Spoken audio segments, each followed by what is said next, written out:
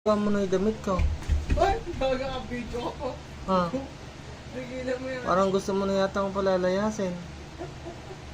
Ano? Kaya naka-video ka pa. Ah.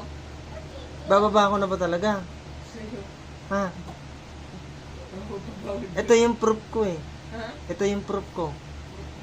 Para makita ng aking mga mga mahal sa buhay tulad ni nanay. Baka sakaling kupkupin pa ako.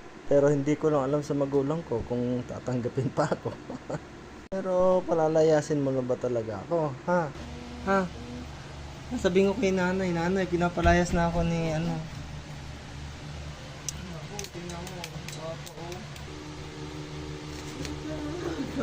Ito mo yung ginagawa ng asawa ko sa akin, binabato ako ng bag niya. Pero wala naman laman. Sinasabihan niya akong sira ang ulo, ba't niya ako nagustuhan? Ano?